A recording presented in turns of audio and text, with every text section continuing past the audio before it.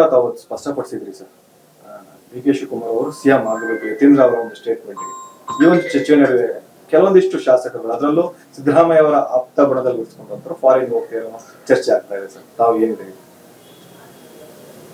ನನಗೆ ಗೊತ್ತಿಲ್ಲ ಯಾರು ಶಿವಕುಮಾರ್ ಪರವಾಗಿ ಗುರುತಿಸ್ಕೊಳ್ತಾ ಇದ್ದಾರೆ, ಯಾರು ನಮ್ಮ ಮುಖ್ಯಮಂತ್ರಿ ಸಿದ್ದರಾಮಯ್ಯ ಸಾಹೇಬರ ಪರವಾಗಿ ಗುರುತಿಸ್ಕೊಂಡಿದ್ದಾರೆ ನನಗೆ ಗೊತ್ತಿಲ್ಲ. ನಮ್ಮ ಕೆಲವು ಶಾಸಕರುಗಳು ಸುಮಾರು 80ರಿಂದ 90 ಜನ ಡಿ ಕೆ ಶಿವಕುಮಾರ್ ಅವರು ಈ ಅವಧಿನಲ್ಲಿ ಮುಖ್ಯಮಂತ್ರಿ ಆಗಬೇಕು, ಅವರ ಹೋರಾಟಕ್ಕೆ, ಅವ್ರ ಶ್ರಮಕ್ಕೆ ಒಂದು ಸ್ಥಾನ, ಒಂದು ಗೌರವ ಸಿಕ್ಕಬೇಕು, ಈ ರಾಜ್ಯದಲ್ಲಿ ಅವ್ರದ್ದೊಂದು ಆಡಳಿತ ನಮಗೆ ಬಹಳ ಮುಖ್ಯ, ಮುಂದಿನ ಚುನಾವಣೆಯಲ್ಲಿ ನಮ್ಗೆಲ್ರೂ ಕೂಡ ಅನುಕೂಲ ಆಗ್ತದೆ ಅನ್ನೋ ಒಂದು ಏಕೈಕ ಭಾವನೆಯಿಂದ, ಒಂದು ಅಭಿಲಾಷೆಯಿಂದ, ಒಂದು ಆಸೆಯಿಂದ ನಾವೆಲ್ಲರೂ ಕೂಡ ಅದನ್ನ ಒತ್ತಾಯ ಮಾಡ್ತಾ ಇದ್ದೀವಿ. ಅಷ್ಟು ನನಗೆ ಗೊತ್ತಿದೆ. ಯಾರು ಸಿದ್ದರಾಮಯ್ಯ ಸಾಹೇಬರ ಪರವಾಗಿದ್ದಾರೆ, ಶಿವಕುಮಾರ್ ಸಾಹೇಬರ ಪರವಾಗಿದ್ದಾರೆ ಅಂತ ನನಗೆ ಗೊತ್ತಿಲ್ಲ.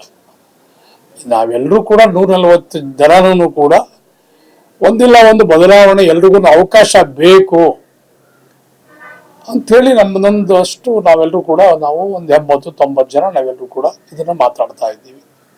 ನಾವು ಡಿ ಕೆ ಶಿವಕುಮಾರ್ ಬೆಂಬಲಕ್ಕೆ ನಾವೆಲ್ಲರೂ ಕೂಡ ನಿಂತಿದ್ದೀವಿ. ಕೂಡ ತಾವು ಸ್ಪಷ್ಟಪಡಿಸಿದ್ರಿ ಸರ್.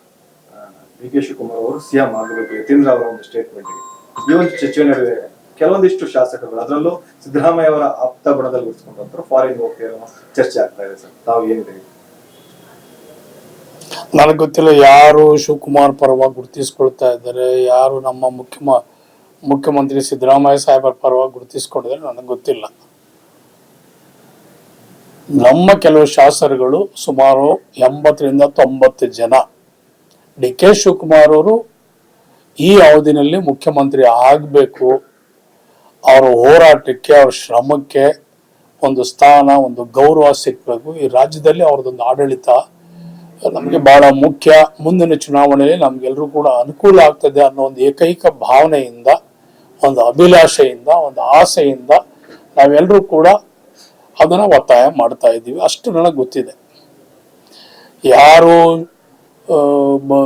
ಸಿದ್ದರಾಮಯ್ಯ ಸಾಹೇಬರ ಪರವಾಗಿದ್ದಾರೆ, ಶಿವಕುಮಾರ್ ಸಾಹೇಬರ ಪರವಾಗಿದ್ದಾರೆ ಅಂತ ನನಗೆ ಗೊತ್ತಿಲ್ಲ.